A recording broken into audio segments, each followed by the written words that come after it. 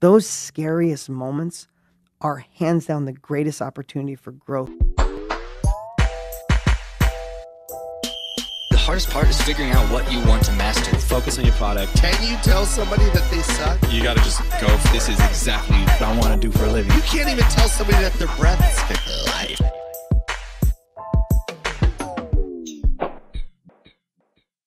Guys, welcome back to Short Story Long. We are here today with Dean Graziosi. That's right. Dean, I'm really excited for this. This is one thing I tell a lot of my guests is, so we don't know each other, which I like. No, yeah. But you're a pro at this stuff, which is also a dream come true for me. Obviously, a quick Google search of you shows that there's a lot of value. Your story is amazing. Like, this is a no-brainer. But when I look up information, I try to kind of go through and like skim so that I don't have no idea who I'm talking to and say something stupid. Yeah, totally. But I like to genuinely like get to know you here live on a podcast. Let's do it. And let everyone kind of join in on that. So this is a complete clean slate. Let's do it. I'm excited. Where are you from, dude? Little town called Marlboro, New York, about 60 miles north of the city. Got it. Yeah, little tiny town. And what is childhood like in Marlboro, New York? Because I don't know anything about Marlboro. Yeah. No one would. No one would. It's a tiny little town of about 6,000 people. Yep. It's only an hour and a half from Manhattan, but you would think it was 47,000 miles away, right? Yeah. So life in Marlboro, it's a farm town, a lot of apple trees. Growing up, everybody was Italian in my town. I grew up thinking everybody was Italian. Mm-hmm. And it's one of those little blue collar towns. My dad worked as he had a collision shop. As a kid, my parents were really good at not staying married. So I moved around a lot. They were married 9 times between them. That's crazy. So moved around a lot, different schools, just a couple little local schools, one, Catholic school for a little while and a couple private schools. But living in Marlboro I remember thinking, and whatever direction we go, if I digress or you pull me back in, but I just remember watching my mom work. When my parents were divorced, watching her work 3 jobs to make about $90 a week, always struggling. Yeah. Me and my sister were latchkey kids, and my dad in a collision shop, always dirty, always sucking paint fumes and stuff. It's you really just hope at that. Like I remember being young, just hoping I didn't have their life. If I could be just one step above them, I would have been happy. Yeah. But in hindsight, it's easy to look back now. But I'm grateful for every bit of it. That gave me drive that I hope I can give my kids someday. Yeah. That's one of the biggest questions. Like, how do you think you don't have kids now? I or do. Do you? Yeah. How old are they? 11 and 9. How do you, now that you're successful and they're never going to see that? Yeah. How do you try to give that to them? Yeah. It's so funny. We can go in a lot of directions, but that's an obsession of mine. Yeah. Because I'm freaking hungry still. Like that scared, broke kid lives inside of me, right? And I don't want him to ever go away because it keeps me driven. Yeah. And we've had failure. Like humility is easy because being humbled is easy because where we come from. But you're right, my kids, fly in private jets and go to the best places. So I've read and interviewed so many people that I admire as parents because I have friends who have kids that are just train wrecks because of money, and I have friends that have amazing kids that are kind of expanding the opportunity that their parents did, right? Or their father or their mother did. So I kind of manufacture different things for them to struggle with. Yeah. Like his struggles really, that stupid saying, but it's like the smoothest stone is in the roughest part of the stream. Like, you think about your journey. If you didn't have the struggles, you never would have been fighting so hard to accomplish all you have. So how do you manufacture it? Like, what are some of the struggles? Well, I manufacture stuff like I get them excited about. They're both in sports. They're both pitchers because if you're a pitcher, I wasn't great in sports, but I wanted to find something where it's challenging. As a pitcher, you control the game. You let your team down, or you win for the team. And they both know that you win. I've been telling my kids since they were little, you win games when no one is watching. Like it's not you want to go out there and pitch and be. They give you the game ball and you feel like the big shot. That doesn't happen at the game. It happens when you're throwing. All your friends are having fun and doing other stuff. So both my kids will practice 4 or 5 days a week. They're both excel in what they do. They're both excel in sports and in school, which I sucked in school. But I try to set them up in ways where if they fail, they get to feel it. but it's not failing the way we did, but it's failing in their own way. Yeah.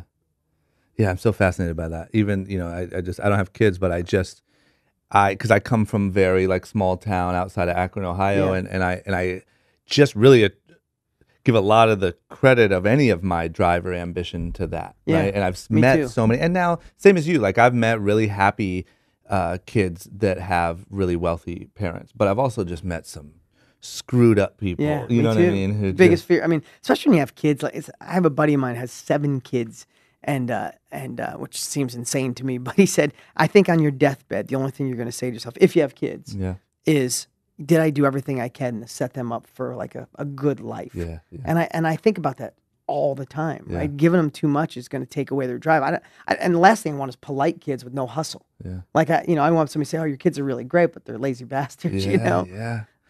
Yeah. Do you think that there was anything like in the chaos of your mom and dad's lives when you were young?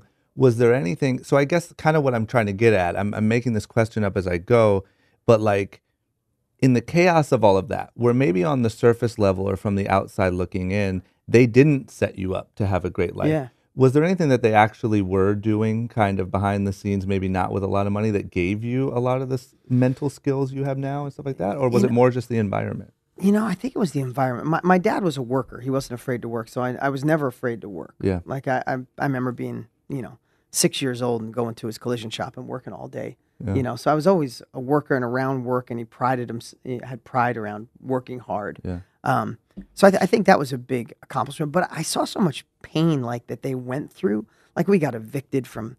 We lived in a trailer park, got evicted. We came home and all our shit was outside the trailer park. I mean, bad enough living in a trailer park, but then getting evicted for one, right? Mm-hmm. And then when I was 11, I moved in. My mom moved away. I moved in with my dad and literally moved into a bathroom because he was renovating this old house and there was no walls, no heat. So the only place we could stay is in the bathroom. He'd have plug in an electric heater.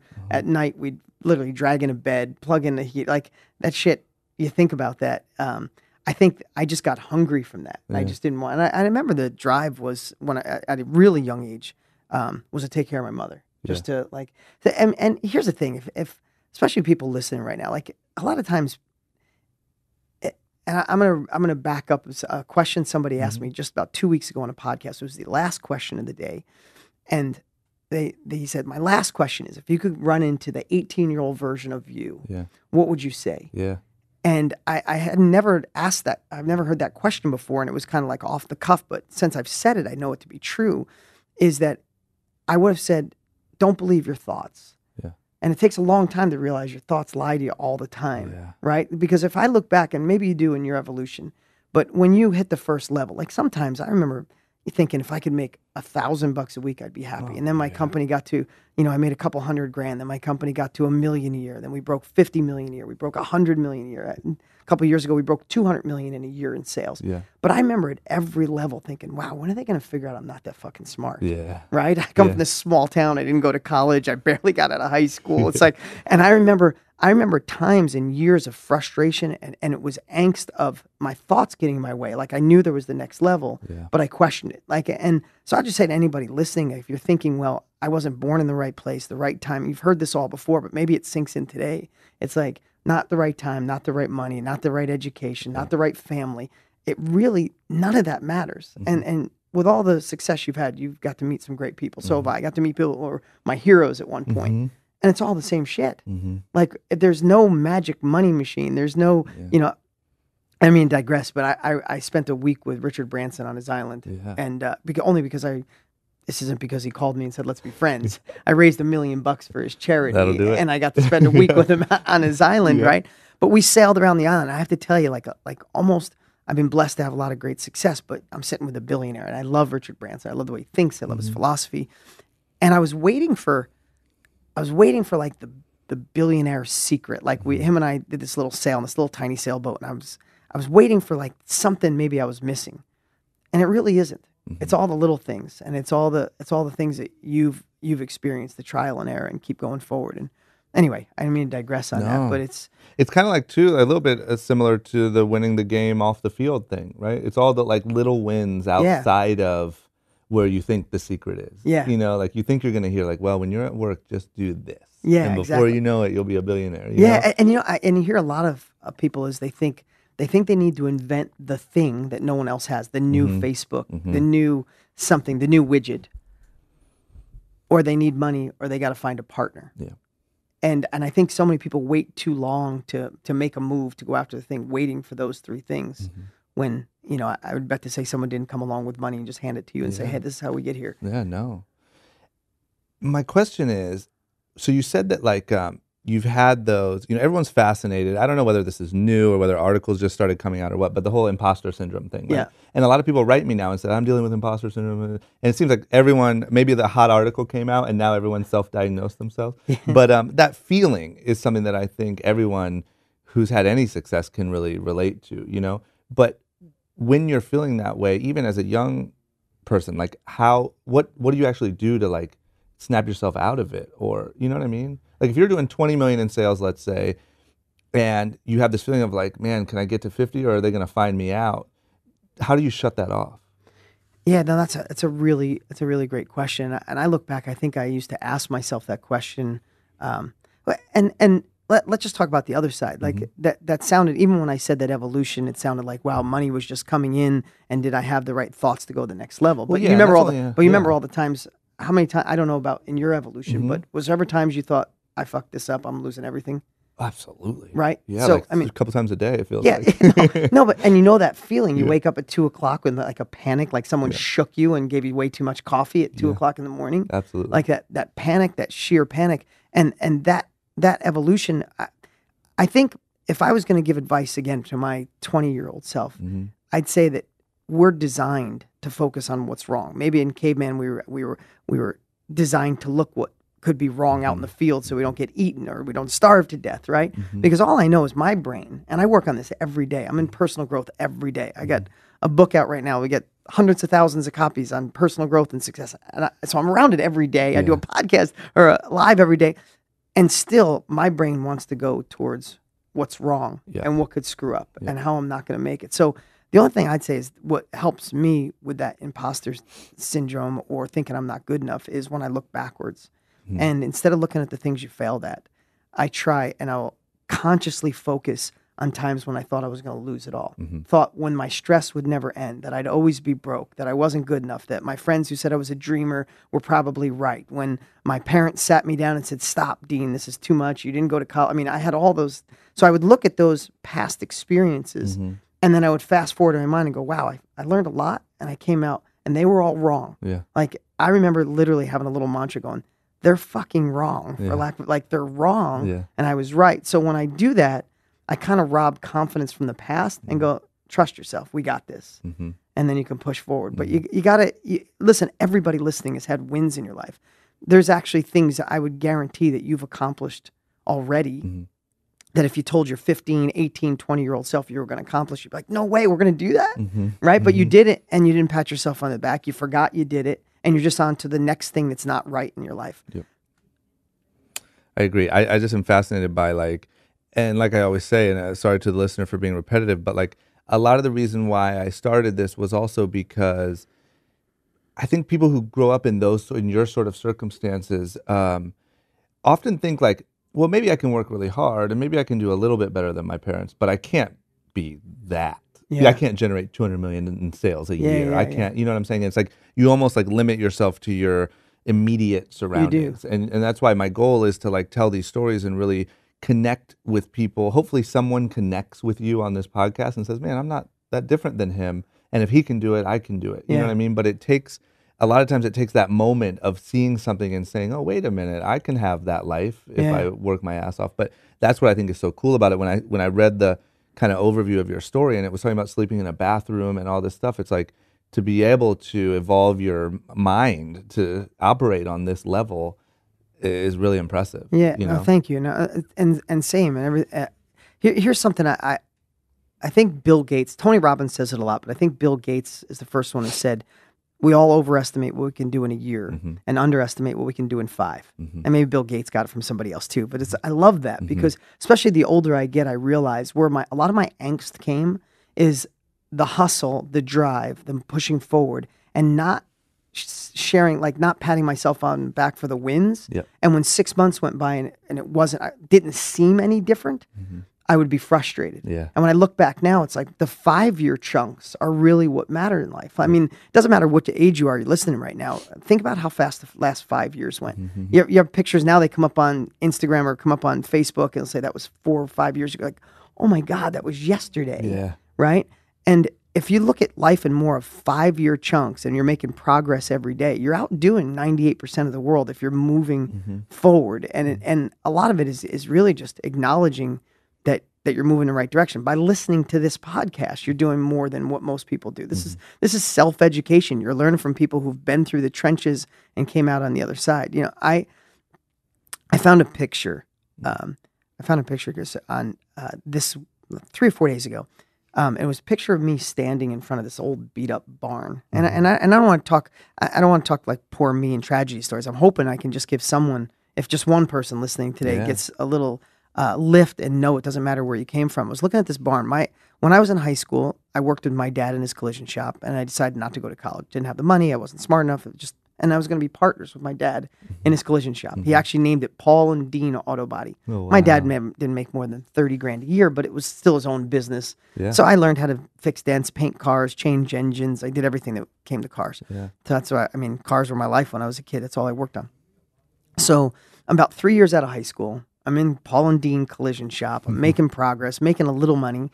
And my dad goes through his 3rd or 4th divorce, and it hit him really hard, right? So now I want to talk about an embarrassing moment too, right? So now I'm like, all my buddies, a lot of them went off to college. The other ones, they went right into construction. So it was either construction or college. They go off to college.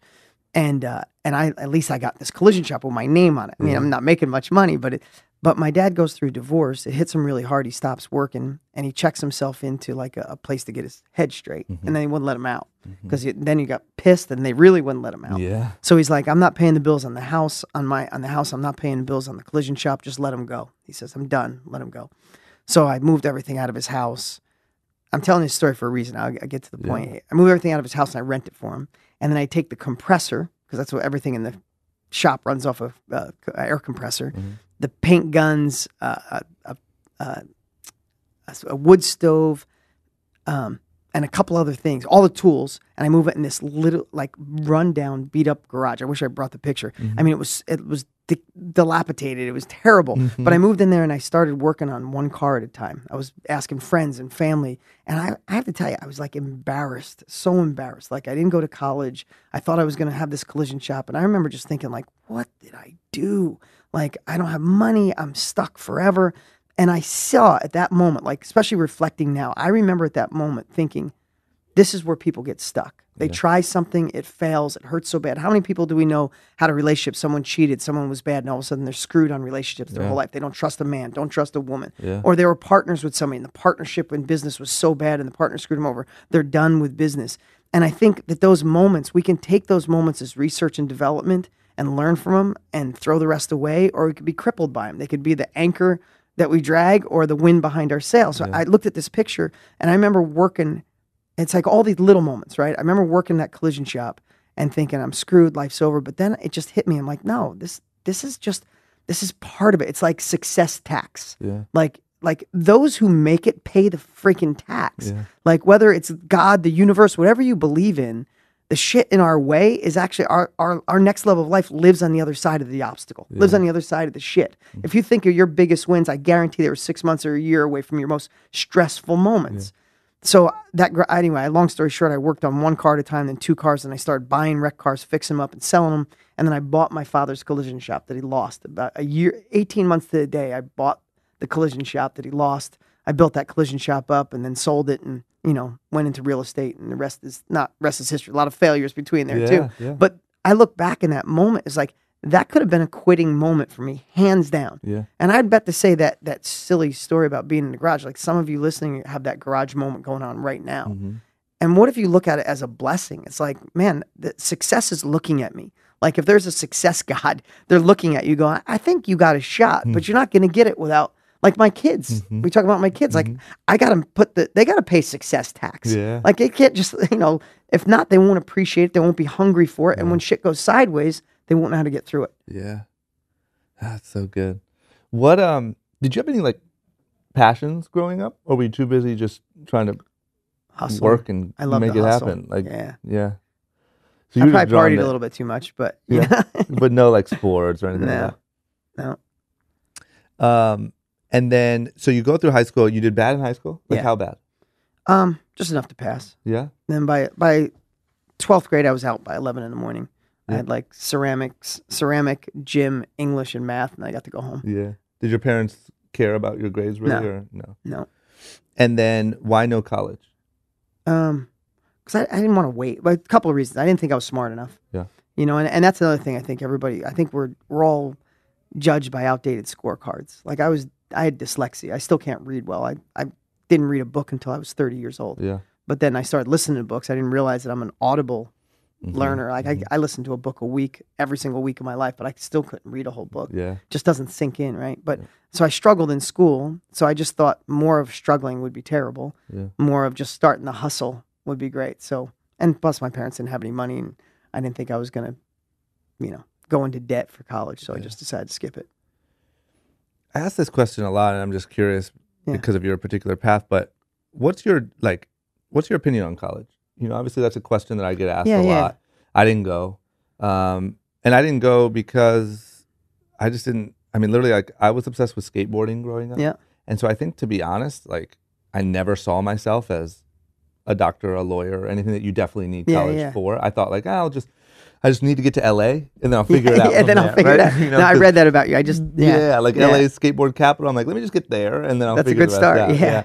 And but a lot of people hit me up about it, and I know that there's a lot of issues with student debt, and a lot of people spending 4 years of their life doing it when they don't know exactly what they want, and they kind of rack up this debt. And there's also benefits. But what's now looking back? Now you've went this route, been really successful. I'm sure hired college graduates and non-college graduates. True. What's your opinion? So I'll do it through the eyes of my kids, because there's nobody more important in my life than my kids. What I tell my kids is they both play sports, and I'm like, if you play sports and you want to go to college, that'd be great. If there's a certain profession that you need to go to college, that'd be great. But your two choices are this. I think it's becoming more recognized more than, some of the fastest growing online businesses are in the self-education. You can label a lot of things under self-education. But what I told my kids is, if you don't want to go to college, what we're going to do is find something you're passionate about, something you like, even if you're just intrigued. I don't care if you want to be an interior decorator, you want to run a construction company, you want to be in your father's business, you want to write books, whatever it is, we're going to find somebody that's really good, and you're going to go work for them for a year for free. Because to me, I run some high-level masterminds, and I go to high-level masterminds. There's nothing that gets you there quicker than being around other people that are doing it, who've already experienced it, right? So for me, I don't want to dog college, because there's a lot of, college is needed for so many professions that you and I wouldn't be able to do our books, have a lawyer, get our doctors, we need all that. But I think self-education and the ability, because of the internet making the world so much smaller, and the ability to have access to people who've done it and have created courses and trainings. I think we're emerging into self-education in a way that within 15 years it's going to be more of a norm. I think colleges are going to have a hefty time on their hands to put people in a couple $100,000 in debt, and then they get out and they got like a 30% chance to get a job in the profession they just gave you $200,000 for. I think they're going to be struggling. Especially when their buddy listened to podcasts for those 4 years and got rich. Exactly. That's what's going to be exactly. whoa, what just happened? What just happened? How did Tom just get rich off a podcast? Exactly. It's incredible. That's great. Yeah, and I don't even, to be honest, I've been getting some backlash about like, you hate college, and I don't. I just am genuinely curious about all these different people's opinions, but and I really truly, all I really care about is that the 17-year-old kid or whatever that's preparing to make his decision, that he has the best guidance possible, right? But it sounds like your opinion on it is like the most accurate, reoccurring. It's like if you know what you want to do, then, and it's in college is needed, then do it. Yeah, and I would, because here's the thing. College doesn't guarantee. I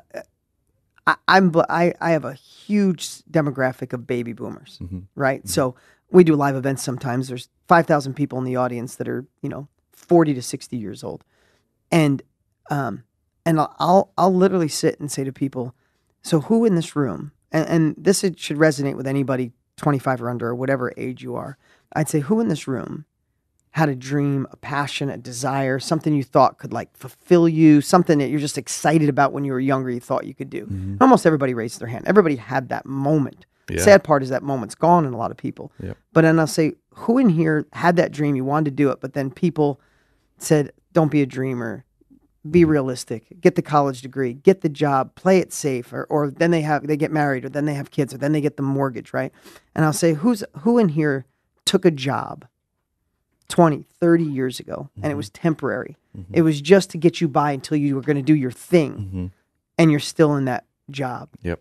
And I literally will watch 50-year-old, 60-year-old men, women get emotional because they're and this isn't to make anybody feel bad, because you can change anything in a moment. But I just watch how that, like, we're sold this process, we're sold the sand in line to get the good grades, to get the college education, to get the good job. But what about life, right? Life goes by while you're making a living. Life just screams by. So I don't know.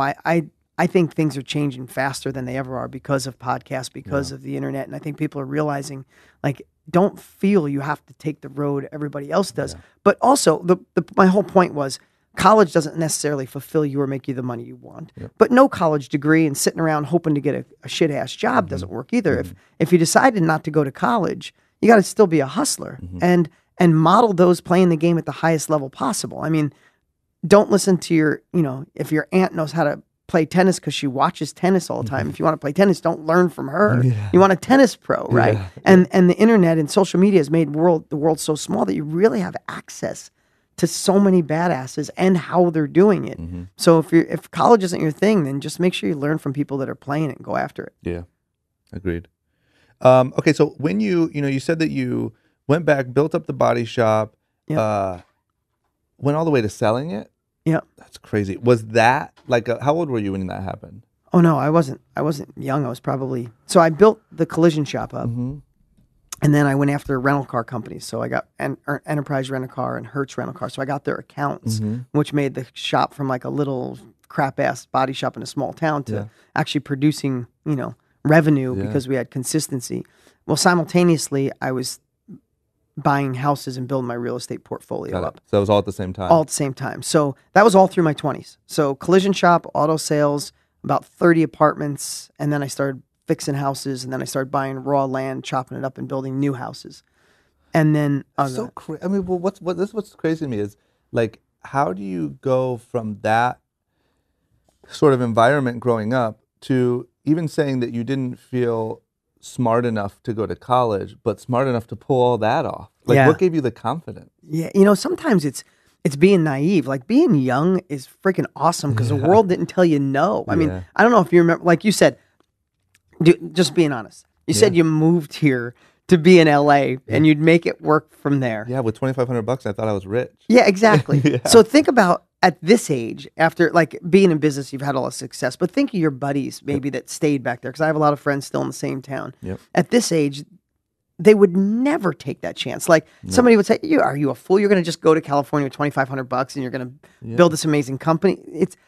I think being young is amazing because we're naive and we didn't sit here know yet. We just go after it. Yeah. So I think I just had this desire, and then the truth is, he's a dear friend of mine now. But Tony Robbins was who inspired me to do my first infomercial in 1995. I bought his course off of an infomercial, and it freaking made a massive impact on my life. That's so cool. I mean, I listened to every video, every audio. I mean, I just devoured it, and I was already on a good path, but that really put me in such a great direction.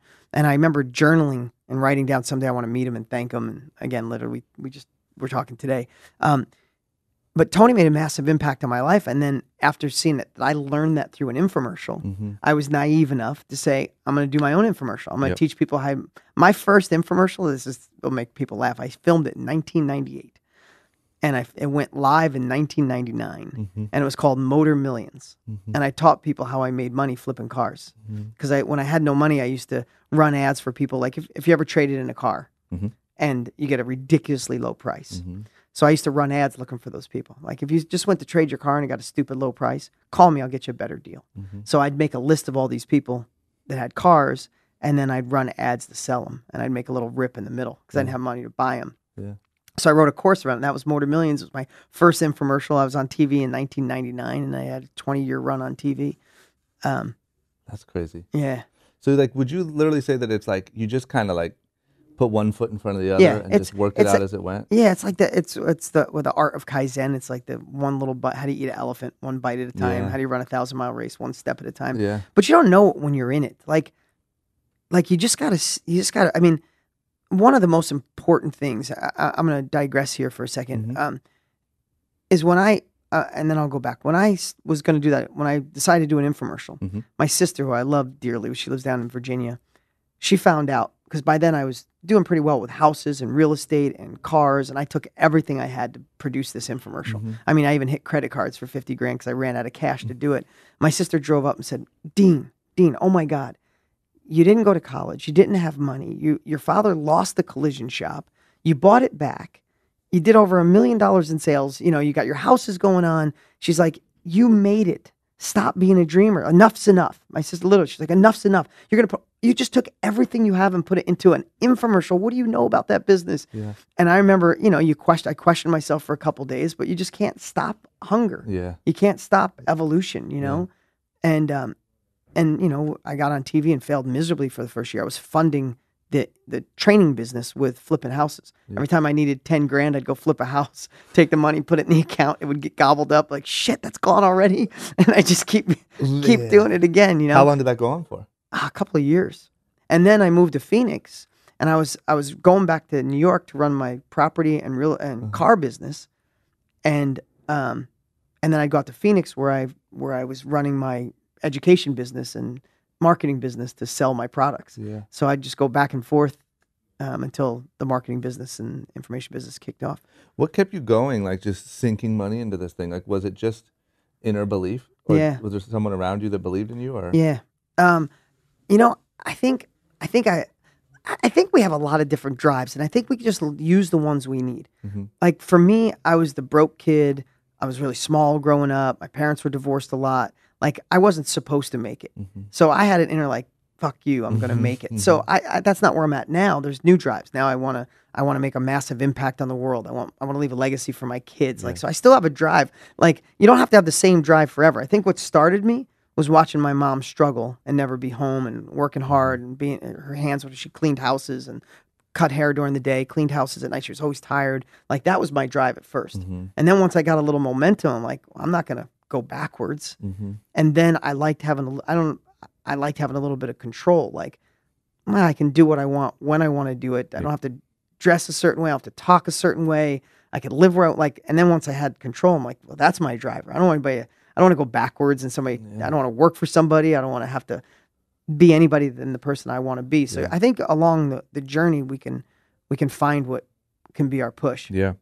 And also what I'm fascinated by is like, I don't think that, I think the fuck you drive is great, like a great starter, but I don't know that it's sustainable. It's not sustainable. Yeah, like I think you just get exhausted. No, it's like you get sick of proving people wrong all the, you know what I mean? Like you can't work out of like anger. It is good for starting. I think it's just that it's just along the way it could give you a little boost, but it can't it's not sustainable. Yeah, you got to be able to switch over, which is something that, you know, I really hit that phase like a few years ago in my own journey where like I felt like I was still working from the like prove everybody wrong thing, and it's like it's exhausting. Yeah, you're just like fighting. It feels like you're going to a fist fight every morning. Yeah. You know, and like coming home, like, all right, did all right, or no, got my ass kicked. You know what exactly. I mean? It's terrible. So then was the whole process like of building all this stuff up, was it all kind of simultaneous and just gradual growth and growth and you just started buying and flipping more properties? Yeah. And like where did it really... It's a great question. Yeah, like where did it really flip and like take off? So I'm out in Phoenix, and I have my infomercial education business going. So the infomercial sells education products, and it's growing. I brought in a partner at a time that for a little while, and it didn't work out. And you know, it's one of those things, another little like kick in the teeth. You know, it's like and I take full responsibility. Wrong partner, money went sideways, was down and out again. But just with a lot more bills and a lot more houses and a lot more, monthly expenses, right? Yeah. But in 2000, what really the biggest, if I jump ahead to the biggest jump and just figure a roller coaster of success and not so much success, and learn from your mistakes and move on. In 2006, 2006 or 2007, I was watching Larry King interview Joel Osteen, the pastor from Houston, right? So he's interviewing Joel, and I'm watching him. It's an intriguing interview, and Larry King looks at Joel and says, "I'm a Jew. I don't believe in Jesus. Am I going to hell?" And I was like, "Oh my God!" Like that's a question. Yeah. You know what I mean? Like, oh my God! Like I remember just sitting there like frozen, and I watched Joel's face, like and he answered something. He's like, "Listen, I'm not God. I'm not going to play God. I can't say that, right?" Yeah. But I remember thinking at that moment, this is like a huge change in my life, and I tell everybody, the epiphanies come in a moment. Trust the epiphany in the shower. Trust the epiphany when you're driving. Like your gut takes in all this data your whole life. Your gut's like a hard drive, or your soul or your subconscious is like a hard drive taking in all this data. That's why certain people walk in a room and you're just like, ooh, that's your subconscious. It took in 20, 30, 40 years of data. They know, right? Yeah. So I'm watching. I'm like, oh my God, if Larry would have just sold, because Joel was there pimping his new book. I shouldn't say pimping. He was there offering, talking about his new book, right? Joel, I shouldn't use pimping and Joel in the same sentence. But Joel's there. And I'm like, imagine if Larry said, hey, if you want to buy Joel's book, buy it direct. Like I had this epiphany. And I literally went to work and I wrote a book called Be a Real Estate Millionaire. And I hired someone. I built a Larry King set. And I was the first one to ever do it. I built a Larry King set. There's a lot of interview infomercials now, but there was none prior to this. I built the set. I got the Larry King microphone. It was a couple grand. He used to have this big old silver microphone, right? And I hired a news guy that was really really great interview guy to interview me about my book. And I did the first infomercial with my book, Be a Real Estate Millionaire. I sold it direct to consumer. And what everybody had done in infomercials prior to that was they would teleprompt every single infomercial and have a really good call to action, which would be like, but wait, there's more. You get Dean's book and you get this and you get that. And there's a 30-day money back guarantee. I'm like, I just want to real down and dirty. So by the time I got done, for those of you who remember, it was 2007 and the economy had just, the rug got pulled out from under it. The real estate market was dead. It was going down. It was when Obama was putting $700 billion into the economy, and it was at Wall Street or Main Street. It was just a horrible time. Yep. So I get this guy to interview me, and he says, what questions do you want me to ask you? I'm like, you know what? Why don't you just interview me and think to yourself, you don't trust me. You think this is a bad time for the economy and a bad time for real estate. And let's just see what we do. And I was nervous. It was the first time I was nervous. Like I was literally nervous because we filmed it just like we're sitting here. Cameras were rolling. We're on the Larry King set. And he's like, Dean, why real estate right now? What makes you capable of helping people? What makes now the economy's tanking? You're saying real estate? And we go through this interview, and when it got to the call to action, literally I just picked up my book and I'm like, hey guys, and I said, no fancy call to action, no fancy graphics. Here's my book. You can get it in books, you can get it direct from me for $19, and I'll throw in these extra bonuses. And we went back to the interview. And that changed everything. We went from a company that was that infomercial did $150 million in sales. Which is, I mean, I say that, I mean, it's all relevant, but I wasn't making that kind of money. I went from, I mean, I upgraded houses 4 times in 1 year because I was like, oh, I'm at this level, I'll buy $1 million house. Oh no, I can get the 3. I upgraded. I never stayed in one long enough to even like fill the closet up, right? That's how fast it changed and the impact we made. And then that type of infomercial just killed it because no one had ever done something real. Like even in the middle of it, I messed up or said the wrong word, and I'm like, no, leave it all in. It's just a real interview. How awesome.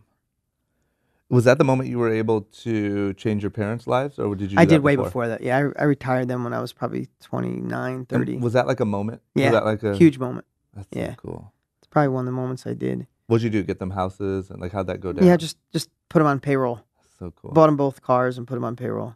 Is that one of your best sort of memories? Yeah, for sure. So did it continue? Like, were you prepared for that level of increase of success in that moment? Like, did it just go from there and then just skyrocket and continue? Or was there any stress or anything that came from like bad news from all the good news, or was it ready to go? Yeah, I mean, I'll tell you, that was a really great story, which is true when that infomercial hit. But prior to that, when I had a partner and things went a little sideways, I ended up, and I'm not telling everybody that you have to risk everything, but this is the life of every entrepreneur I know. Like when I had that desire, I didn't have enough money to do all the things I wanted to do to try to, like I had that vision. So I ended up selling prior to that. I sold the house I was in. I moved into a rented house. And I used all the money from the proceeds of the house to fund all of that. Right. So it was a little bit do or die. And sometimes having your back against the wall is not a bad thing. Like if you're listening right now and your back's against the wall, man, you don't want to corner a cat. You don't want to corner someone. Like you corner someone, they come out fighting, you know? So you just use that drive. But, so right before that moment, it was like a little tough time. Then all of a sudden the money we started killing it. Yeah. And it started rolling in. And yeah, you do have different problems and things evolve because then all of a sudden you're worrying about managing money, hiring people, you know, our staff doubled and tripled. And then all of a sudden it's like, I need a personal assistant. Now I need a CFO, not just an accountant. And you learn all that stuff along the way, but it's all part of that journey. And the one thing, you know, is a couple things. When it comes to marketing, I just know that I never want to, especially when I write books, and this is what I do for a living, is hopefully help empower people to take action and then actually give them the tools to do it. Yeah. But one thing I never want to do is I never want to forget what it felt like to live with my dad in a bathroom, or forget what it felt like to, you know, struggle right before the win. So when the bigger problems come, which they do, when CFO doesn't work out, or the company didn't work out, or media changes, or you're spending, you know, $100,000 a week on Google AdWords and they change the dynamic and you can't spend any money anymore and you got to find a new way, and, you know, too many employees. All of those are part of it. But I think that even what you're going through right now, if you can take it as lessons, they're all kind of the same problems with just different zeros at the end. I felt the same stress when my collision shop was doing $100,000 a year, as I did when my company was doing $100 million a year. It was the same feeling, right? Yeah. So I think it's just, if we know that it's that journey, it's that learn along the way, so you're prepared for your next level. That's so true. Those same principles all apply. It's just, I think sometimes like the stress or the, you know, like playing on the big stage can affect a lot of people, you know? No doubt. When did you switch from real estate, mostly real estate based stuff, into more like personal development or more just general, you know, great question. People? I think the reason my real estate education did so well, and I don't think my competitors, everybody tries to rip you off, right? And I get it. That's a competitive industry. It actually, competition keeps you sharp, right? But everybody would rip off how I would market, and then my education, but they missed the part. Like they're all like it was so obvious, because I've done a weekly wisdom for 8.5 years now, that every single Monday I go and I send a video to my list. Maybe 9 years now, even before social media. And it was all on personal growth. It was all on getting in their head, because listen, you can give somebody a business, you know, there's people in your life, you have friends that you grew up with, that you can give them a business on how to sell $20 bills for $5, and they'd still screw it up. Right.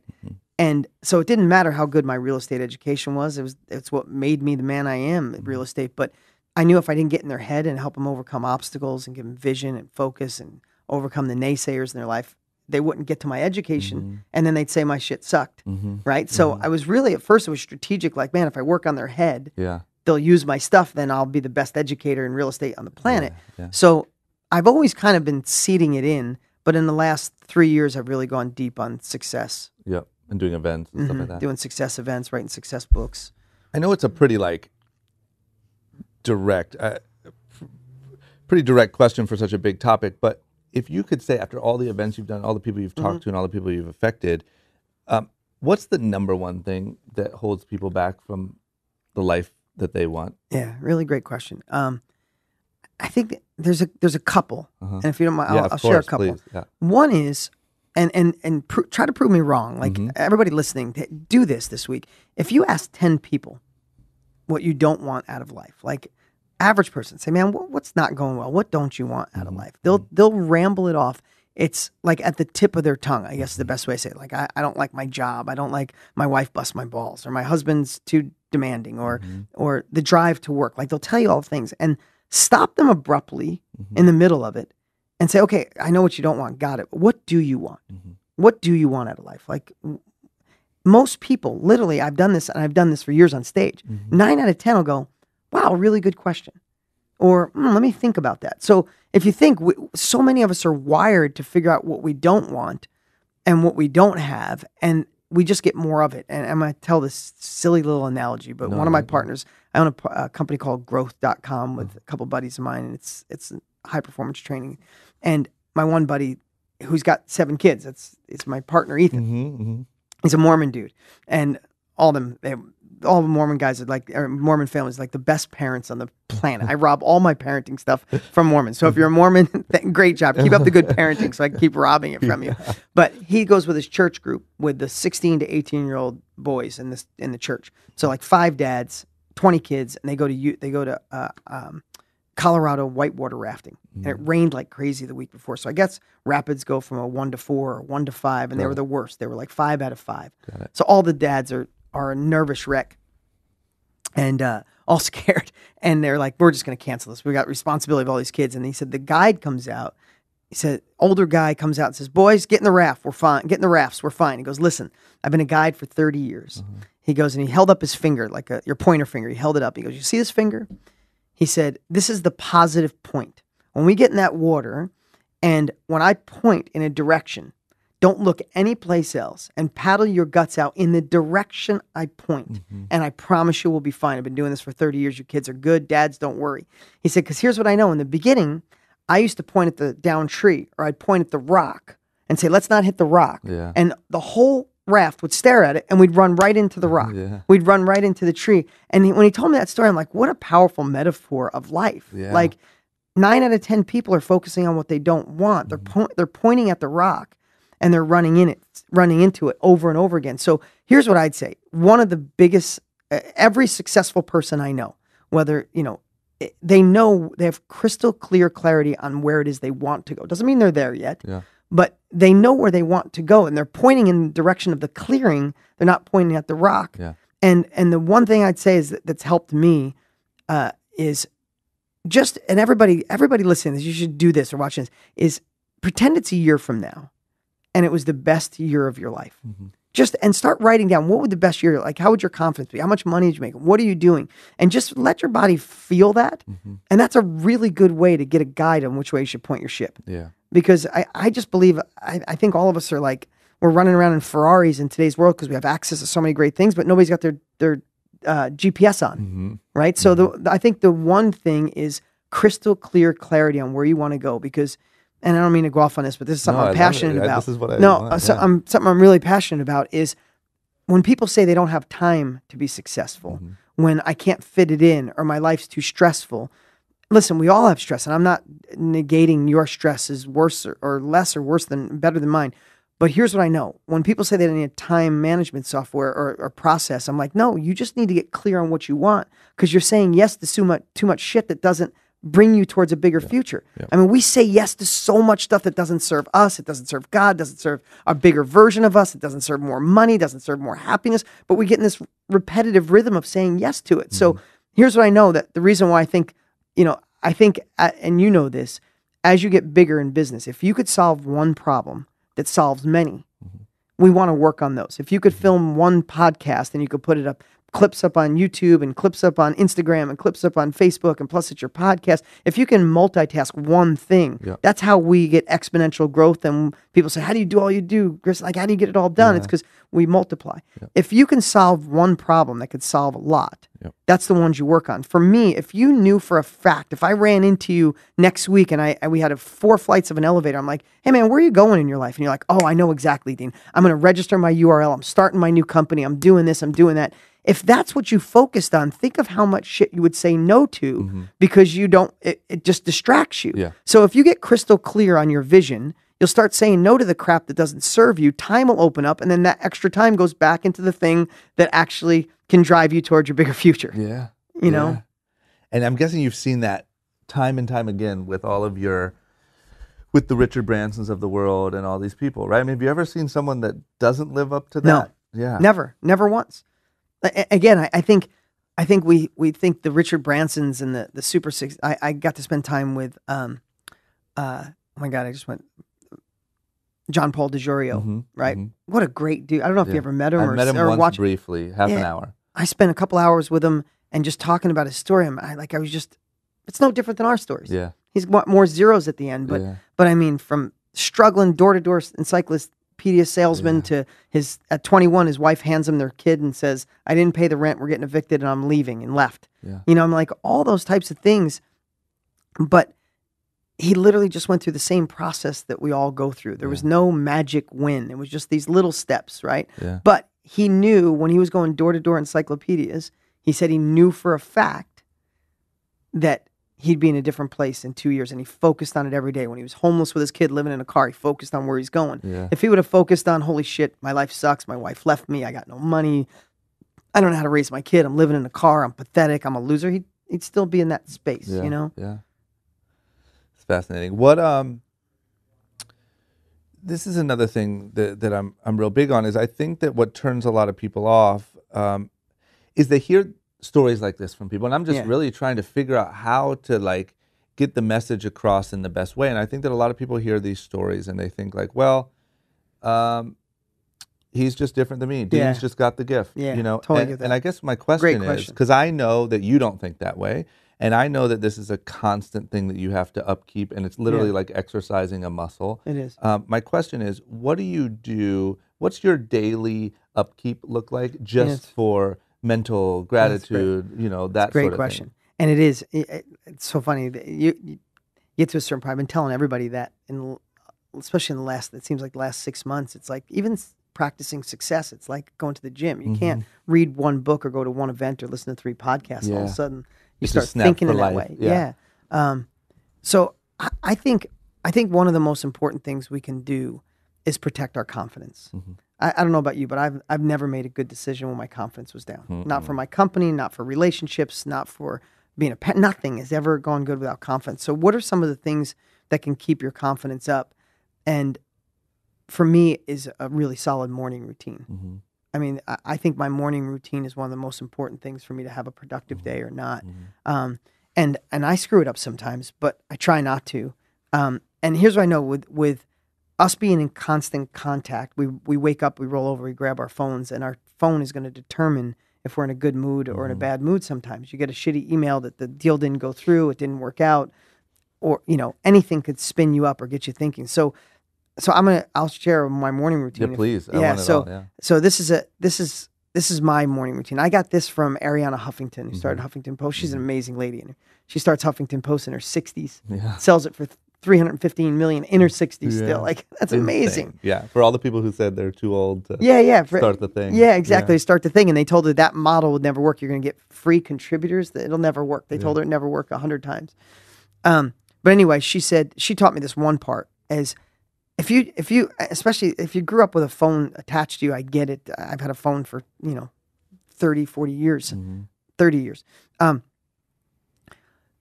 she said, put your phone on airplane mode at night. And I tried it for a couple times and it was hard. And here's what I know. If I put my phone on airplane mode at night, and when I wake up in the morning, I don't roll over and grab it. If I wake up in the morning, and as soon as I open my eyes, so I don't know if you got an extra hour in the morning, that'd be great. I don't. I needed to condense a way to get in a grateful space. And the words I use, these are just mine, is I can play this day offensively or defensively. That's my confidence or no confidence, right? And all I know is if I set my morning up for offense, I kill it all day. And here's how I do it. If I wake up and as soon as I open my eyes, I try to think something I'm grateful for. Now, everybody knows that. I'm not telling you, you're like, Dean, that's not revolutionary. No, but I lower the bar of gratitude.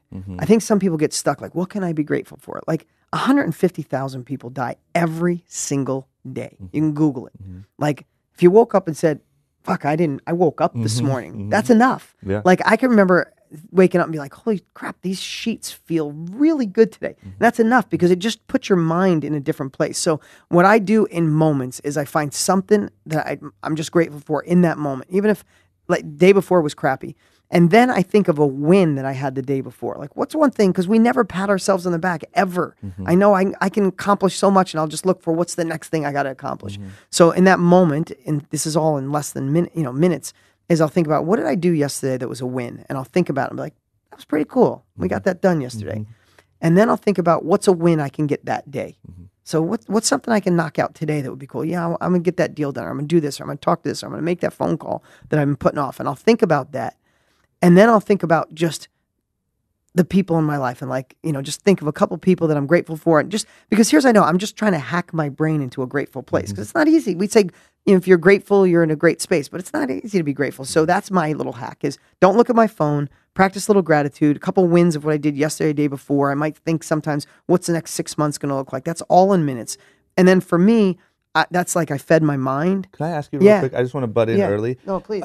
One of the things that I love that you say, just from me to you, is the simplifying the gratitude, right? Because I started doing a gratitude journal, I think probably now like 6 or 8 months ago.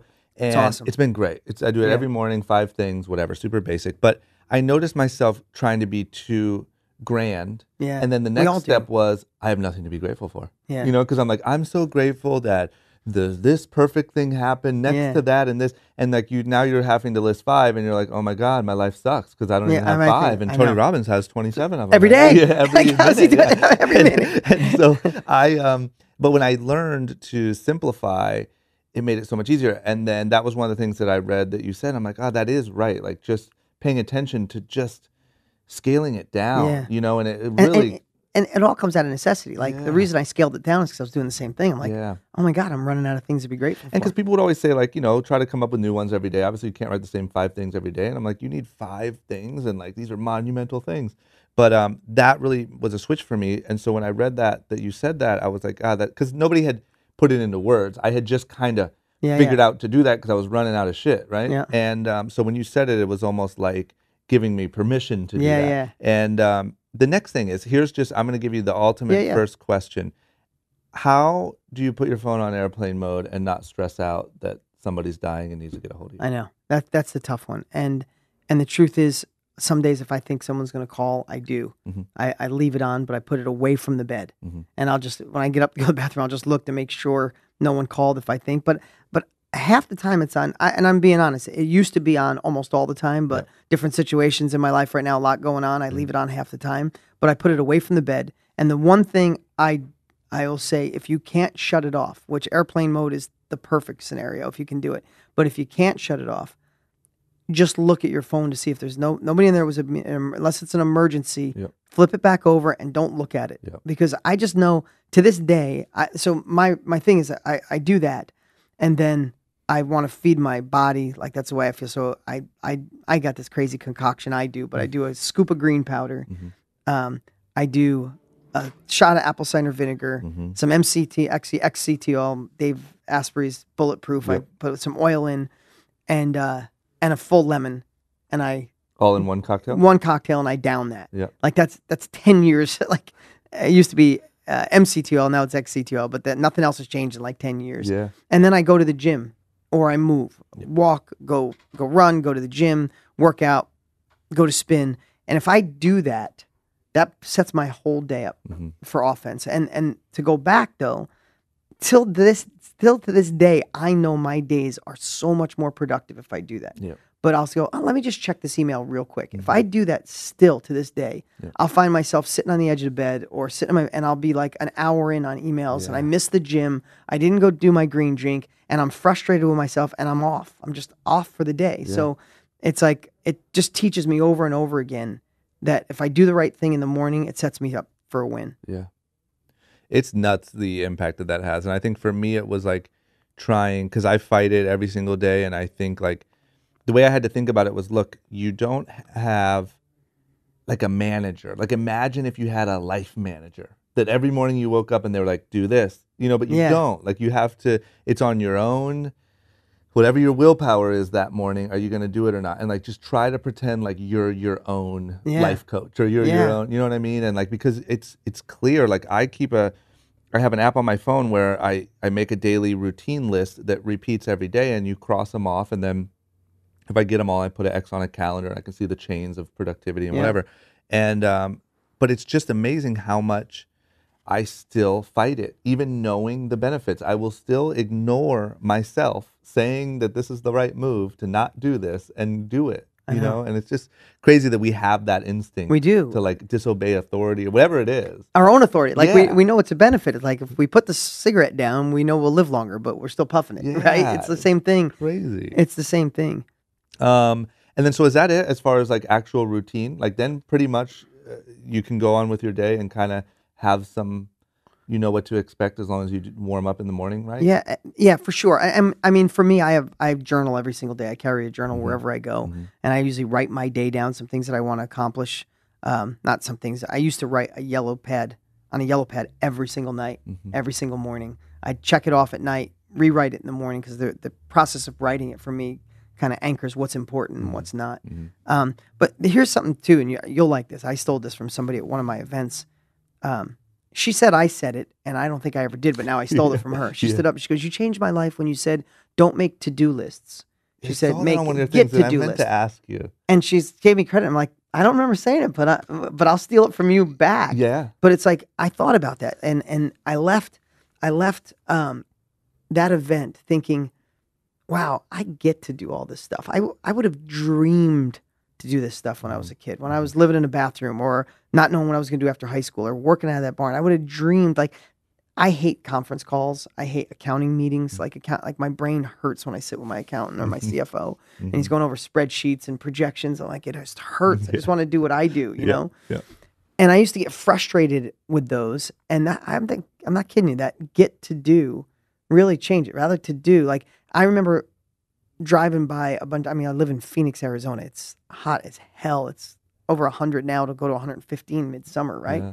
And I remember driving by and there's people literally working on roofs. I used to do roofs, but not in 115. And I'm watching these guys on a roof and they got to wear long sleeves so they don't burn. Yeah. And they got hats on and it's 115. They're putting a black roof on. Yeah. And I'm like, man, I get to do what I do every day. And it really has made a big change. Like if I have to, listen, in business, there's 10% of the people you do business with. If your phone buzzes and you look, you're like, oh shit, I got to talk to them. Or it's like you got to meet with a certain department. There's guaranteed there's somebody in one of your departments that they're nothing wrong with them, but like just like a little off, like frustrating to be around them, or you really wouldn't want to go to lunch with them. Like Absolutely, it just is. yeah. I mean, I'm picturing faces. Yeah, like literally, there's like, I walk down the hall in my office. There's one place where I could like duck into the kitchen area, and I don't have to pass this one because I'm like, hey Dean, like, oh shit, they're gonna see me, or they might ask me to go to lunch, right? And but like all those things, I digressed. I went so far down the road, I forget what I was talking about.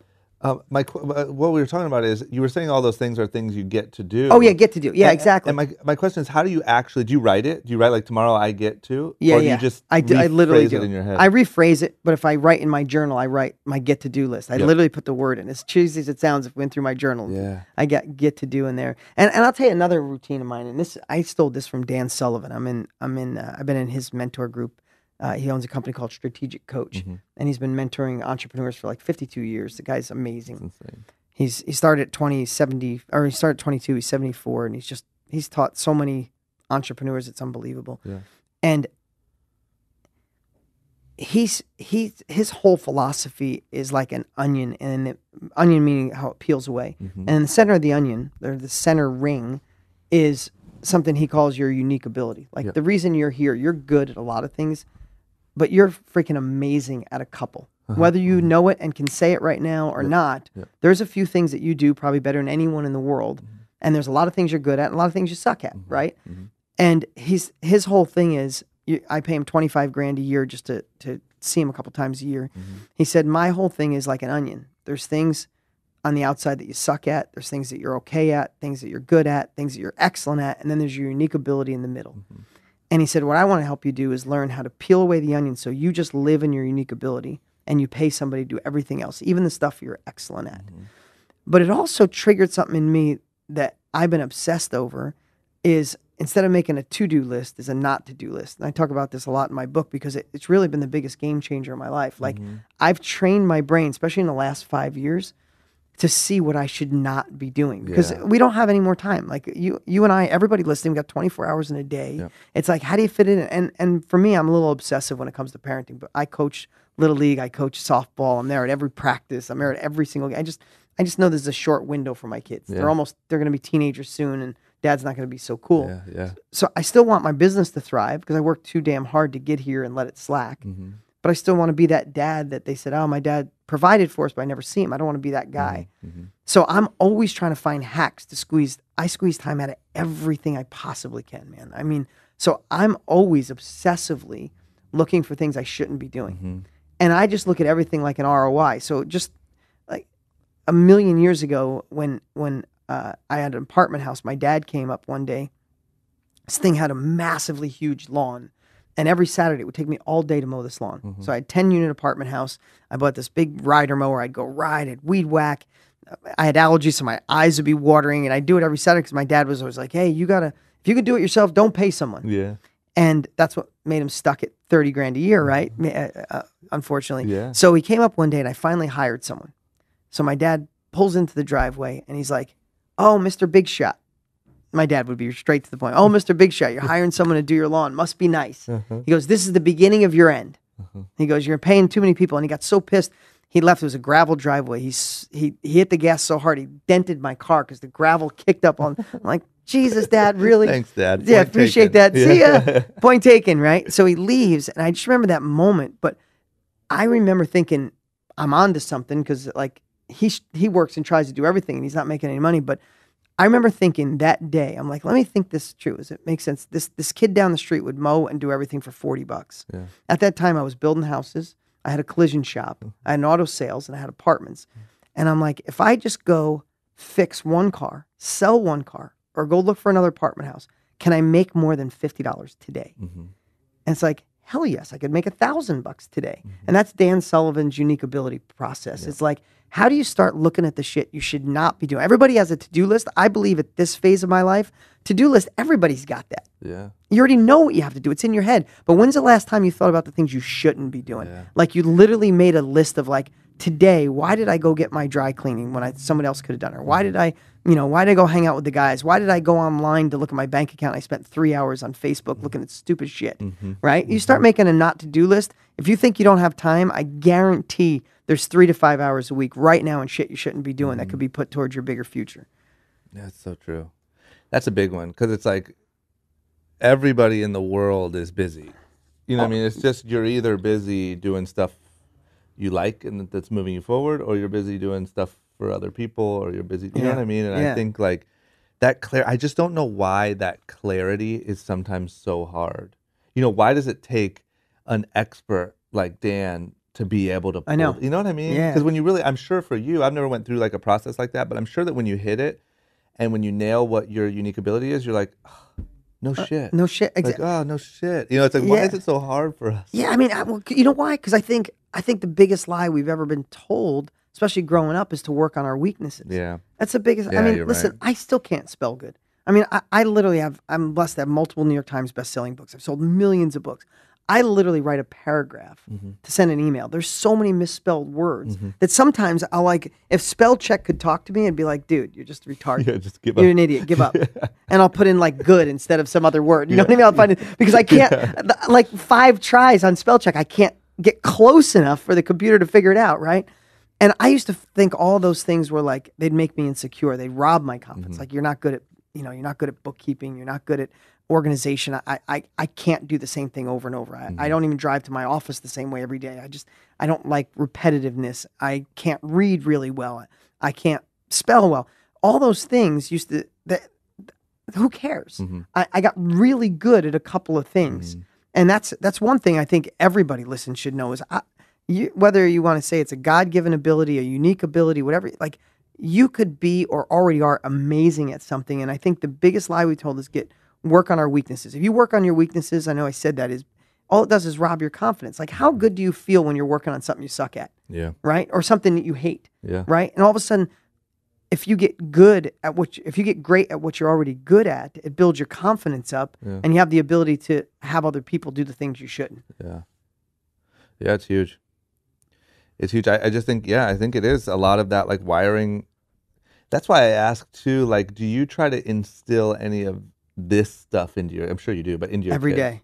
Every day. Because I think almost like my daughter last week said to me, she's like, Dad, how about we don't need a lesson on this one? Like, we did something. It was like the perfect teaching moment. Like the homeless guy, and and we talked to him and like everything. And I went to talk. She goes, the experience was enough, Dad. I don't think we need to she literally got That's me. so good. Yeah. That's perfect. I just feel like the classic style of parenting is unfortunately like there's a lot of flaws in it. Yeah. Like you said, of Yeah. your dad telling you don't pay someone to do something you can do yourself. I see how in a lot of parents' minds that is right. You know what I mean? Yeah.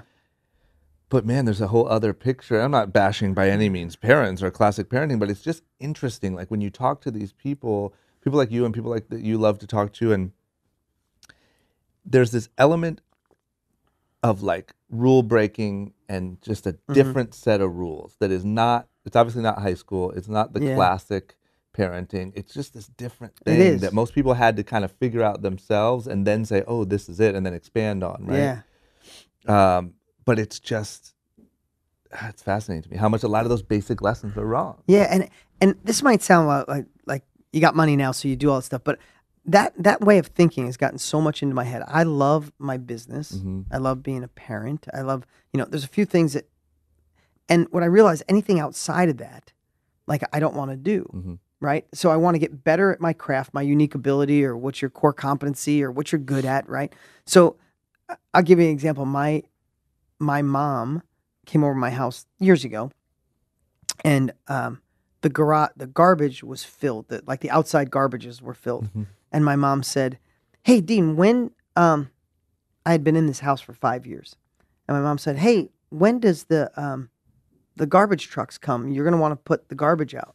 She goes, what day? I'm like, I don't know. I have no idea. Yeah. She goes, what do you mean? How does your garbage go? I'm like, I have somebody that takes the garbage out. Yeah.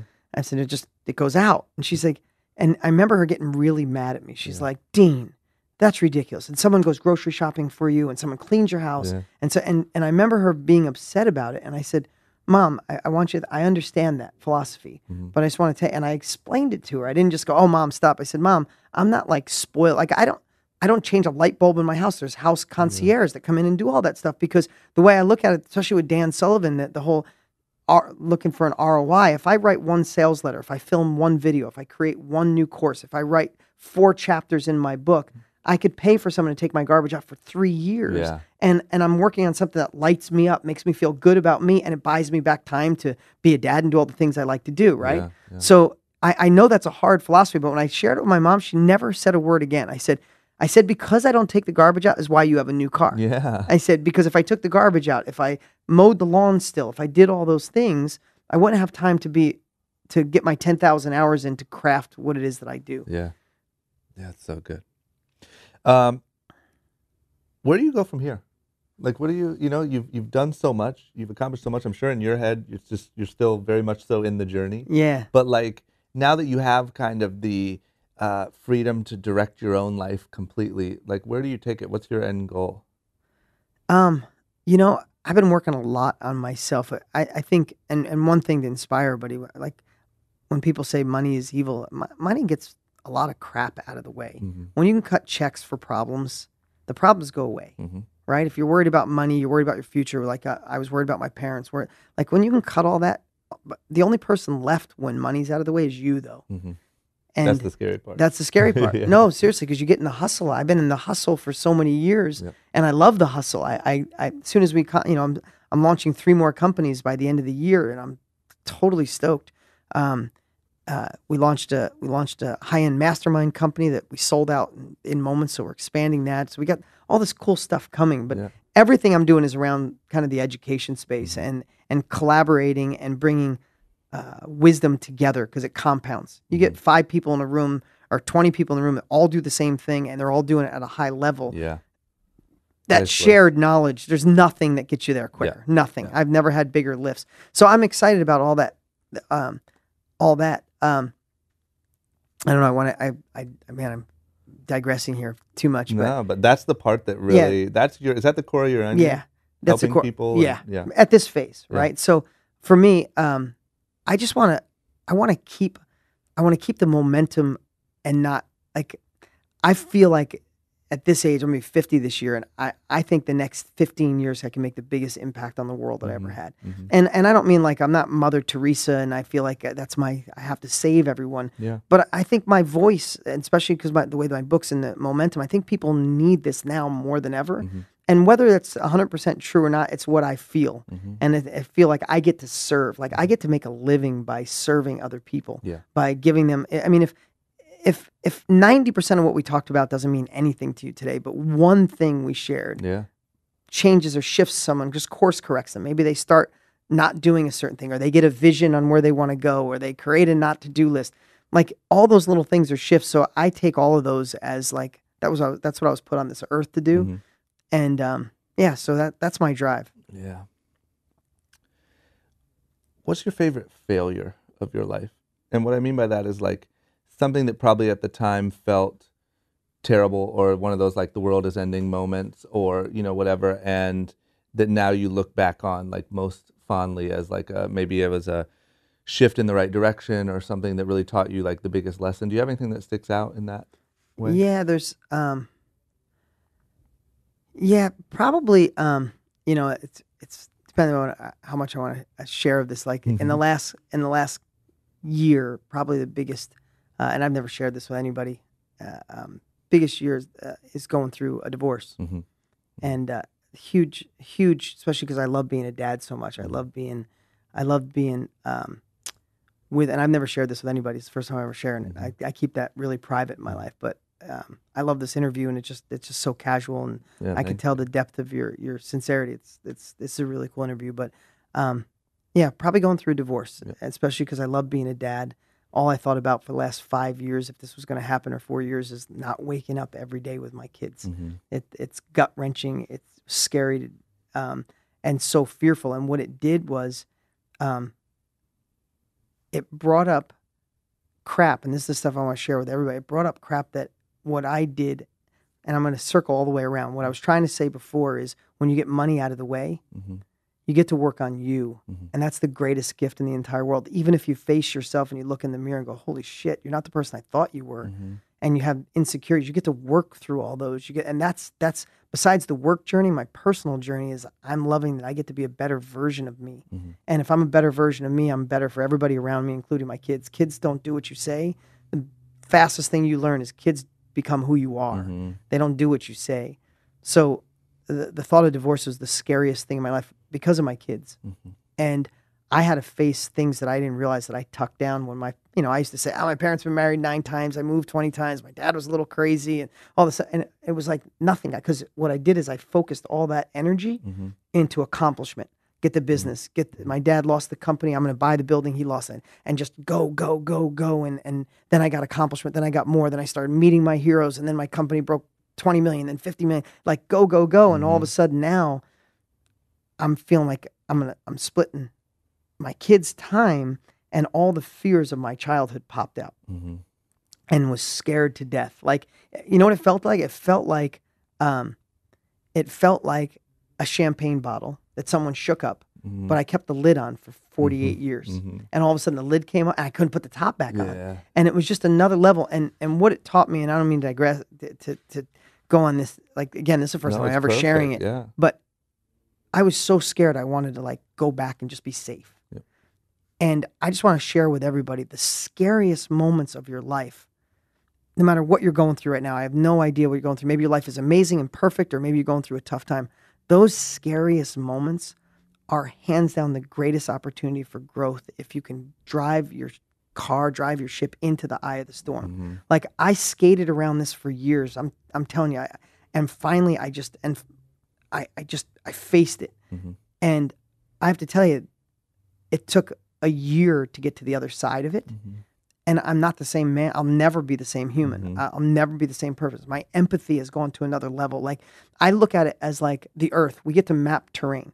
You've mapped terrain of being a kid in Ohio, figuring what to do. You map terrain by being adventurous and taking your $2,500 and coming to LA and maybe sleeping on couches, finding a place to stay, partying, this, like all that, starting your business, people telling no, how to find the money, your merchant account shut down and you're trying to figure out how to do it, or you got too many orders, you didn't have it in the warehouse. Like, all those things is you get to map new terrain. Like it's like an explorer. Like, some people only map their driveway. Right? This is hypothetically. Other people get to map an entire universe. And when going through this and the fears I had, I got anxiety for the first time in my life.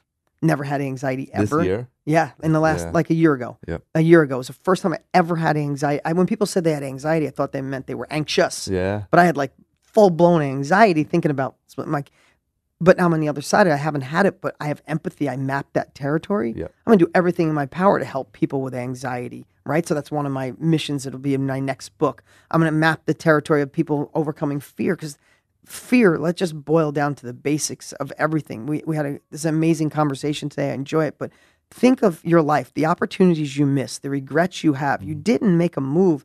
99% of the time is because you had some sort of fear. Fear that your parents told you, fear that a spouse told you. And what I realized is that fear, you could make fear your bitch if you just face it head on. It's like the bully, you got to punch it in the face. Because when I try to, so anyway, what I've learned the most is I'm on the other side of that.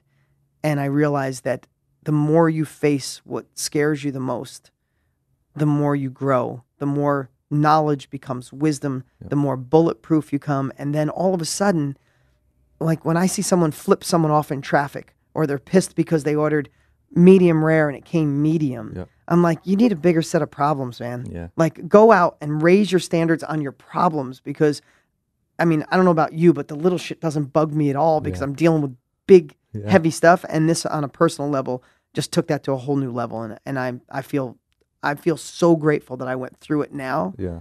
But you just got to get to the other side. Yeah. So true. Thank you for sharing that. Yeah. Last one. Yeah. I usually ask a similar question to what I usually ask, like, what would you tell, roughly like your 12-year-old self, right? Because that's when the world just seems like playful and fun, but also so scary. But in the spirit of you being asked that recently, and also graduation season, picture that you're standing kind of at the bottom of the stairs of a high school graduation. Okay. And a kid just walked off stage, got his diploma, happy as can be, on to the next stage of his life. He walks down the stairs and he has a second with Dean. What would you say to that kid? If you could say anything to kind of try to give him as much of the magic bullet as ever could exist. I'd say create, I quote, I every time I say something that I think if I heard it from somebody, I like to give them credit, because I don't want to act like I made it up. But Tony has a great thing. We always used to say, change your story, change your life. And what stands between, and I know this is exactly what I would say. I'd say what stands between you and where you want to go and what you want is the story you tell yourself about it. So if you tell yourself a story that, hey, I got to get this, I got to go to school and do X, Y, Z to make my parents happy, that's your story. That's what you'll do. If you tell yourself the story like I did for a while, that I wasn't smart enough, I didn't have enough money, I couldn't do it. When I changed that story to say, no, because I'm small, because I don't have money, because I'm not that smart, I'm going to prove this to the world. I changed the story. I changed my life, as Tony Robbins says, but that's what he says at 30,000 foot. But when it really relates is just think about what you want right this moment, wherever you want to go in your life, whatever success you want to create your own business, create your own company, whatever that is. If you tell yourself, I want this, but if you fill in the but part, that's usually the story that'll either get you there or stop you. And I used to think, and I only say that for that age, because I know probably all through when I was first getting going, and when I get, now we have a massive following of younger people, and they're always saying, man, I could do it if I had a partner. I could do it if someone gave me the seed capital or the seed money to start, or if I could just get, another one is if I had the right connections. Man, if I had the right connections, I could make this happen. If you think you need the right connections, if you think you need the money, if you think you need the right partner or the right education, that's your story. And all I'd say is change that story. Make it a compelling story. You have nothing to lose. If people want to call you a dreamer, that's great. That's wonderful. Someday they'll be envious. You'll be talking about it on a podcast. Yeah, exactly. People called you a dreamer. Yeah, exactly. So good. Where can people find you? Social media. What's the best place? Social media under my name. Also, I have my book that's killing it right now. We just passed 250,000 copies shipped, and it's like growing. What's that one called? It's Millionaire Success Habits, and you can grab a copy of that at deansfreebook.com. I ask people to cover the shipping and handling. Yeah. And do you do a podcast, or you're just on a bunch? I just started a podcast 4 or 5 weeks ago. Did you post it or not yet? Yeah, just posted, but I didn't even tell the world. I've just started it. Well, here they come. Yeah, exactly. How's the experience been? So good. You love it? Yeah. So what I'm doing a little different. Instead of interviews, I do 2 podcasts a week. They're like 10 minutes long. Yep. And I'm doing them while I'm driving. I got That's it set up awesome. in my car, but we've doubled.